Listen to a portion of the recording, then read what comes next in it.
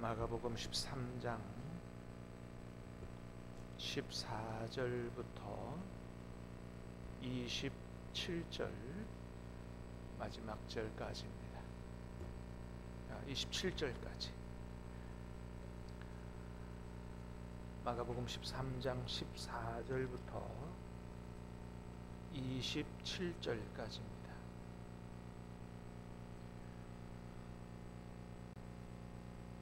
멸망에 가증한 것이 서지 못할 곳에 선 것을 보거든 그때에 유대에 있는 자들은 산으로 도망할지어다.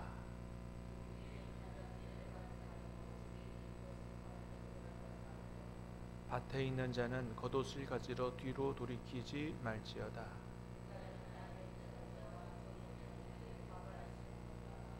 이 일이 겨울에 일어나지 않도록 기도하라.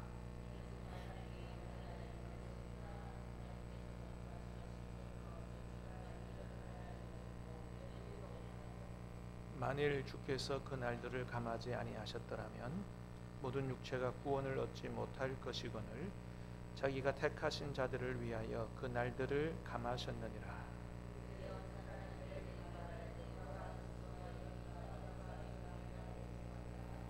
거짓 그리스도들과 거짓 선지자들이 일어나서 이적과 기사를 행하여 할 수만 있으면 택하신 자들을 미혹하려 하리라.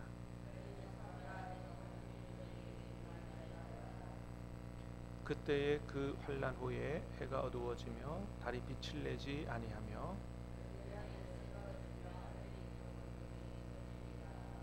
그때에 인자가 구름을 타고 큰 권능과 영광으로 오는 것을 사람들이 보리라. 또 그때에 그가 천사들을 보내어 자기가 택하신 하늘 끝까지 사방에서 머우리라. 아멘.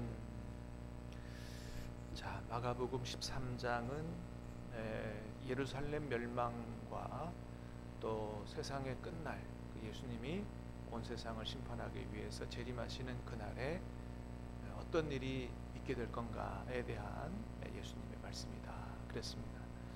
자, 그래서 우리가 어제 말씀에서 본 것은 이제 성전이 파괴가 될 텐데, 화려하고 위대한 성전이 파괴가 되게 될 텐데 징조가 아닌 것들, 그래서 미혹을 받지 않도록 주의해라. 그래서 어제 말씀하신 적그리스도들이 나타난다든지 소유와 폭동이 일어난다든지 전쟁과 기근이 지진이 일어난다든지 이런 것들은 세상의 마지막 날에 대한 징조도 아닐 뿐더러 예루살렘 성전 파괴, 예루살렘 멸망에 대한 징조도 아니다. 그런 말씀을 우리가 들었습니다. 자, 오늘 본문에서는 예루살렘 멸망과 성전 파괴에 대한 징조를 말씀하십니다. 그러니까 이런 일이 있거든 도망가서 목숨을 건져라.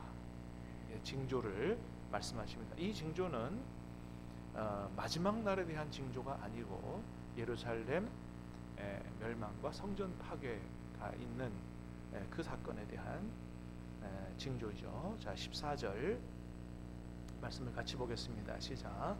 멸망에 가증한 것이 서지 못할 것에 선 것을 보거든 읽는 자는 깨달을진저 그때 유대에 있는 자들은 산으로 도망할지어다. 아멘. 자, 예수님이 그 말씀하세요. 그때 유대에 있는 자들은 산으로 도망할지어다. 지금 심판이 어디에 이르렀다는 거예요? 유대 땅에 임했다. 이거 얘기하시는 거죠. 전 세계의 심판 같은 경우면 유대에 있는 자들이 산으로 도망한다고 예수님의 심판을 피할 수 있겠어요? 심판을 못 피하죠. 요거는 이제 예루살렘 멸망에 관한 그런 말씀입니다. 자, 뭘 보거든 그렇게 하라고요? 멸망에 가증한 것이 서지 못할 것에 선 것을 보거든. 이게 무슨 뜻이냐? 오늘 본문하고 똑같은 말씀이 마태복음 24장에도 있고 누가복음 21장에도 있어요. 누가복음 21장에는 이 말씀을 어떻게 기록했냐 하면 이렇게 기록했어요. 예루살렘이 군대들에게 에워싸인 것을 보거든 그때 유대에 있는 자들은 산으로 도망할지어다. 그렇게 기록했어요. 자, 그러니까 이 말씀은 멸망이 가증한 것에 서지 못할 것에 선 것의 복원이라는 말은 더 정확한 의미는 뭐라고요? 예루살렘이 군대들에게 에워싸이는 것을 보고 이런 의미라는 거예요. 왜 그러냐? 멸망에 가증한 것이라고 할 때 이 유대인들에게는 이방인들을 가리키는 거예요. 유대인들은 이방인들을 어떻게 생각했다고요? 굉장히 부정한 사람들이고 심하게는 지옥의 땔감으로 하나님 만들었다 이렇게 생각하던 사람들이에요. 하나님을 모르는 사람들이니까 멸망에 가증한 것이고 서지 못할 것에 선 것, 서지 못할 것은 어떤 것일까요? 하나님의 거룩한 성이 있는 예루살렘. 이 거룩한 곳에 멸망받을 사람들이 지금 쳐들어오고 있다 이거예요. 그래서 오늘 본문의 의미는 이방인 군대가 하나님의 도성 예루살렘을 쳐들어올 때를 얘기하는 것입니다. 자, 그때에 유대에 있는 자들은 산으로 도망해라. 그러니까 뭐예요? 예루살렘 멸망에는 징조가 있다는 거예요. 그것을 보고 산으로 도망하면 목숨을 건질 수도 있다. 그런 말씀을 하시는 거죠. 자, 그때 15절 16절 시작. 지붕 위에 있는 자는 내려가지도 말고 집에 있는 무엇을 가지러 들어가지도 말며 밭에 있는 자는 겉옷을 가지러 뒤로 돌이키지 말지어다. 한마디로 말하면 뭔 얘기예요? 이제 예루살렘의 멸망이 가까워왔으니까 목숨을 구하는 게 중요하지 무슨 물건을 탐내는 게 중요한 게 아니다 이거예요. 그때 여러분 지붕 위에 있는 자가 집에 내려가가지고 뭐 챙긴다고 그게 뭔 소용이 있겠어요? 그러다가 목숨 잃으면. 밭에 있는 자가 겉옷 가지러 집에 갔다가 잡혀가지고 죽으면 어떻게 되겠어요? 그래서 마지막 때가 되면 될수록 어떻게 해요? 자기가 구원받는 게 중요하지. 여러분 마지막 때도 마찬가지죠. 마지막 때도 세상에서 부귀영화 누리고 성공하고 출세하기에 무슨 소용이 있어요? 구원받지 못하면 아무 소용이 없는 거죠. 그러니까 마지막 때가 다가오면 올수록 제일 중요한 건 뭐예요? 영혼의 구원을 받는 것이죠. 점점 더 주님이 오실 때가 가까워지고 있다. 이제 오늘 말씀은 예루살렘 심판으로 다 지나간 일이지만 남아있는 더 무서운 심판이 있는데 저와 여러분들의 가족과 우리의 가까이 있는 모든 사람들이 하나님이 저와 여러분에게 만나게 해주시고 붙여주신 모든 분들이 다 예수님을 알게 되고 구원받을 수 있게 되기를 주님의 이름으로 축복합니다. 그게 제일 중요한 문제다 이거예요. 자, 19절에서 17절에서 19절 시작. 그날에는 아이벤 자들과 젖 먹이는 자들에게 화가 있으리로다. 이 일이 겨울에 일어나지 않도록 기도하라. 이는 그 날들이 환난의 날이 되겠습니다. 하나님께서 창조하신 시초부터 지금까지 이런 환난이 없었고 후에도 없으리라. 그날에는 아이벤 자들과 젖 먹이는 자들에게 화가 있을 거다. 왜 그래요?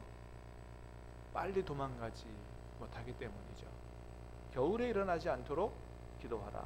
왜요? 집에서 나와서 산에 들어가서 굴에 숨는다고 해도 겨울에 그런 일이 일어나면 추워서 얼어 죽을 가능성도 많기 때문입니다. 환난의 날이 되겠습니다. 하나님께서 창조하신 시초부터 지금까지 이런 환난이 없었고 후에도 없으니까 어마어마한 환난이라 이거예요. 실제적으로 예루살렘이 로마 제국한테 멸망당할 때의 기록을 보면 몇 명이 죽었느냐?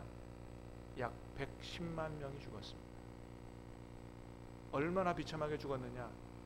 몇 년 동안 로마 군대가 예루살렘 성을 포위해서 먹을 것이 떨어졌어요. 예루살렘 성 안에. 그래서 뭘 잡아먹었다고요? 사람 잡아먹고 아이를 잡아먹고 그랬어요. 그 기록이 지금도 남아있습니다. 굉장히 비참하죠. 지금 뭐 우크라이나 전쟁하고 있습니다만은 우크라이나 군사 또는 러시아 군사 다 합쳐도 110만 명이 안 됩니다. 그보다 훨씬 더 비참한 일이 있었다. 핵폭탄 맞은 히로시마 나가사키 다 합쳐도 110만 명이 안 안 됩니다. 근데 그 예루살렘이라고 하는 조그만한 도시, 그 도시에서 110만 명이 죽었다. 거의 다 죽은 거예요. 엄청난 사건이 2000년 전에 있었던 것이죠. 자, 20절 시작. 만일 주께서 그 날들을 감하지 아니하셨더라면 모든 육체가 구원을 얻지 못할 것이거늘 자기가 택하신 자들을 위하여 그 날들을 감하셨느니라. 자, 주께서 그 날들을 감하셨다. 택하신 자들을 위해 그 날들을 감하셨다 그랬어요. 그러니까 이 심판은 누가 하는 심판이라는 겁니까? 하나님이 하시는 심판이라는 거예요. 로마 군대가 와서 예루살렘을 멸망시키고 성전을 파괴했지만 이건 하나님이 하시는 심판이라는 거예요. 로마 군대가 하는 심판이 아니라는 거예요. 그러니까 이스라엘이 힘이 없어서 진 게, 군대가 모자라 진 게 아니라는 거예요. 그러니까 왜 하나님이 심판하셨을까요? 예수님을 거부했기 때문이에요. 그렇게 예수님께서 유대인으로 오셔서 그 백성들을 구원하려고 그만큼 애를 쓰셨는데도 불구하고 예수님을 영접하지 않았습니다. 소수만 영접했죠. 다 거부했어요. 예수님을 거부한 사람이 당할 심판이 이렇게 무섭다는 거예요. 여러분, 오직 구원은 예수님 안에만 있는 줄로 믿습니다. 예수님의 보혈이 아니고는 구원받을 길이 없다 그랬습니다. 우리가 이건 아주 확실히 믿어야 됩니다. 아무리 다른 사람들이 착하게 살아간다 그래도 하나님 앞에 죄인 아닌 사람이 없어요. 어떤 죄도 사형에 해당하는 죄라 그랬습니까? 수군수군하는 죄도 사형에 해당하는 죄라 그랬어요. 그러니 아무리 착하게 산다고 해도 하나님의 심판을 피할 길이 없는 것입니다.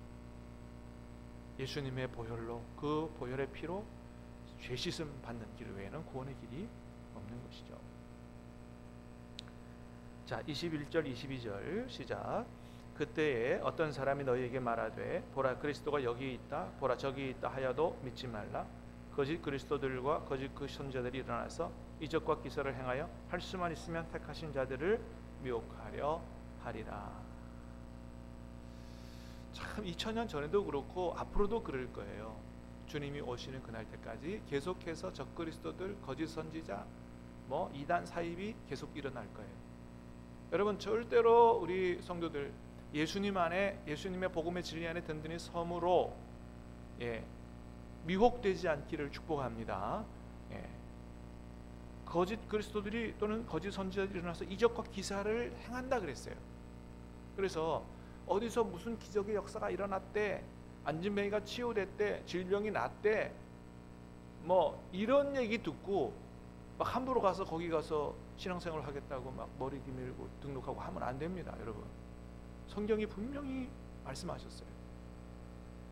요즘에 유튜브에 보면 박혁 전도사라는 사람이 이렇게 막 치유 기적을 일으키고 하는 영상이 막 나와요.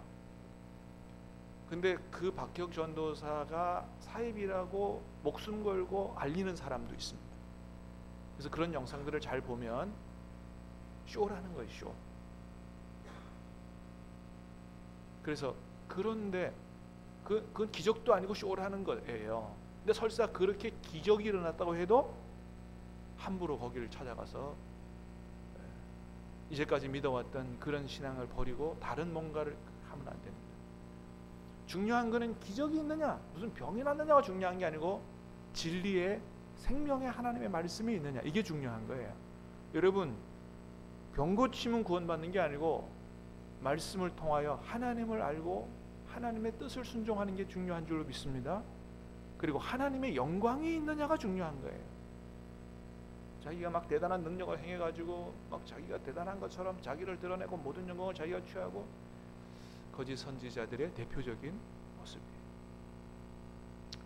아무리 위대한 능력을 행했다고 해도 모든 영광은 누구에게? 하나님께.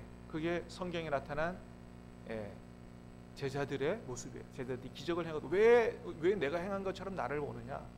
예수님의 이름으로 말미암아 된 것이다. 모든 영광을 하나님께, 예수님께 돌려야 되는 것이지. 그래서 기적, 생명의 말씀이, 진리의 말씀이 있느냐, 하나님께 영광을 돌리느냐를 봐야지 기적이 있는 걸 보고 쫓아가면 절대 안 된다. 얼마든지 거짓 선지자, 적그리스도들도 마귀의 힘을 힘입어 기적을 행할 수 있다는 사실을 잘 알아야 됩니다. 자, 24절에서 27절 시작. 그때에 그 환난 후에 해가 어두워지며 달이 빛을 내지 아니하며 별들이 하늘에서 떨어지며 하늘에 있는 권능들이 흔들리리라. 그때 인자가 구름을 타고 그 권능과 영광으로 오는 것을 사람들이 보리라. 또 그때에 자기가 택하신 자들을 땅 끝으로부터 하늘까지 사방에서 모으리라. 아멘. 대표적으로 잘못 전해지는 말씀이 이 말씀이에요. 이 말씀은 보통 많은 경우에 주님의 재림과 마지막 때에 일어날 일이라고 생각해요. 근데 성경을 잘 읽어보면 그렇지 않다는 것을 알게 됩니다. 자, 24절. 자, 뭐라 그랬어요? 그때에 그 환난 후에 해가 어두워지며 달이 빛이 내지 않. 그러니까 요런 사건은 언제 일어난다고요? 그때예요. 그때 그 환난 후에. 그러니까 요게 앞에 말씀과 연결되어지면 어떤 일이 있은 이후에 예루살렘 멸망과 성전 파괴가 있은 이후에 일어나는 일이라는 거예요. 해가 어두워지고 달이 빛을 내지 않고 별들이 하늘에서 떨어지고 하늘에 있는 권능들이 흔들리리라. 이게 그럼 뭔 말이냐? 요런 표현이 우주적인 어떤 재앙과 같은 요런 표현이 구약에서는 한 나라의 멸망을 나타내는 전문적인 표현이에요. 그래서 성경을 우리가 여기저기를 다 잘 알아야지 그냥 우리 생각대로 막 읽으면 안 된다라고 하는 것입니다. 참 고맙게도 우리가 읽는 매일 성경은 이런 설명이 잘 돼 있어요. 왜냐하면 이 매일 성경은 성경 신학을 제대로 공부한 목사님들이 쓰는 해설이기 때문에 그래요. 자, 이사야 13장에 보면 바벨론이 멸망할 때에 예언을 한 말씀이 있어요. 자, 거기 보면 이렇게 했어요. 제가 읽어드릴게요. 아모스의 아들 이사야가 바벨론에 대하여 받은 경고라. 보라, 여호와의 날 곧 잔혹히 분냄과 맹렬히 노하는 날이 이르러 땅을 황폐하게 하며 그 중에서 죄인들을 멸하리니 하늘의 별들과 별 무리가 그 빛을 내지 아니하며 해가 돋아도 어두우며 달이 그 빛을 비추지 아니할 것이로다. 자, 이게 뭐에 대한 예언이라고요? 바벨론 멸망에 대한 예언이에요. 근데 그 한 나라가 멸망할 때 어떻게 표현했어요? 하늘의 별들이 빛을 내지 않고 해가 돋아도 어두워지며 그 빛을 비추지 아니할 거다. 천체의 어떤 우주적 재앙처럼 묘사했다. 자, 이사야 34장에도 에돔에 대한 멸망에 대해서 이렇게 말씀합니다. 하늘의 만상이 사라지고 하늘들이 두루마리 같이 말리되 그 만상의 쇠자나무 포도나무 잎이 마름 같고 무화과 나무 잎이 마름 같으리라. 여호와의 칼이 하늘에서 족하게 마셨은즉 보라, 이것이 에돔 위에 내리며 진멸하시기로 한 백성 위에 내려 그를 심판할 것이라. 에돔 멸망할 때 하늘이 어떻다고요? 만상이 사라지고 하늘이 두루마리처럼 말린다. 막 온 세상이 다 무너지는 것 같죠. 그게 우주적인 주님의 재림과 심판이 아니라 에돔의 멸망에 관한 구약적 표현이다 라고 하는 것입니다. 그래서 성경에 참 그 하나님께서 이 구약 이게 성경을 기록해 주실 때 모든 것을 다 사실적 표현만 쓰신 게 아니에요. 비유적 표현도 많이 쓰셨고요, 상징적 표현도 많이 쓰셨다. 네가 오른 눈이 죄를 짓거든 오른 눈을 빼버려라. 오른 눈을 가지고도 지옥에 떨어지는 것보다 빼고 천국 들어가는 게 낫다. 자, 이런 말씀하셨다 그래서 죄 지으면 진짜 오른 눈 빼면 안 됩니다. 그건 강조적 표현이지 그 빼라는 게 아니에요. 중요한 건 뭐예요? 그렇게 중요하게 생각해라. 그리고 진실되게 회개하라, 이런 의미지. 그래서 모든 표현을 그렇게 그냥 단순하게 읽으면 안 된다라고 하는 것입니다. 자, 26절 그랬어요. 그때에, 이것도 뭐예요? 그때입니다. 예루살렘 멸망의 때예요. 그때에 인자가 구름을 타고 능력과 큰 영광으로 오는 것을 보리라. 이런 표현 때문에 주님의 재림이라고 오해해요. 요거는 사실은 인자가 구름을 타고 능력과 큰 영광으로 가는 것을 보리라, 이런 뜻이에요. 근데 번역을 오는 것이라고 번역했기 때문에 그래요. 이 오는 것이라고 번역한 헬라어가 엘코마이라고 하는 단어인데 여기에 오다라고 해석할 수도 있고 가다라고도 해석할 수 있는 단어예요. 그래서 원래는 가다라는 뜻이고요. 이게 어디에 기초한 말씀이냐면 다니엘서 7장 13절 14절에 근거해서 하신 말씀이에요. 그 말씀의 성취다 이런 말이에요. 자, 다니엘서 7장 13절 14절 읽어드릴게요. 잘 들어보세요. 내가 또 밤 환상 중에 보니 인자 같은 이가 하늘 구름을 타고 와서 옛적부터 항상 계신 이에게 나아가 그 앞으로 인도되매. 자, 다니엘이 환상 중에 뭔 환상을 봤어요? 밤에 인자 같은 이가 하늘 구름을 타고 와서 옛적부터 항상 계신 이에게 나아가 그 앞으로 인도되매. 예수님이 구름을 타고 와서 어디로 간다고요? 이 땅으로 오는 게 아니라 옛적부터 계신 하나님 앞에 간다는 거예요. 그러니까 그것도 간다라고 표현해야 되지 온다라고 표현하면 사실 안 되는 거예요.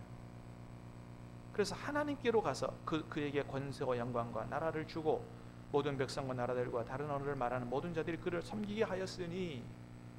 사람 인자 같으니 사람 모양으로 생긴 사람이 하늘 구름을 타고 온다는 얘기는, 여러분 구름은 누가 타는 겁니까? 하나님이 임재하실 때 구름이 나타나잖아요. 그러니까 예수님이 구름을 타고 오신다는 얘기는 그분이 누구라는 걸 얘기하는 거예요? 그분이 하나님이시라는 걸 얘기하는 거예요. 그래서 예수님이 이 땅에서 내가 인자다라고 할 때 바로 그 다니엘서의 인자, 내가 곧 하나님이다 라는 얘기를 했음에도 불구하고 예수님은 거부당했어요.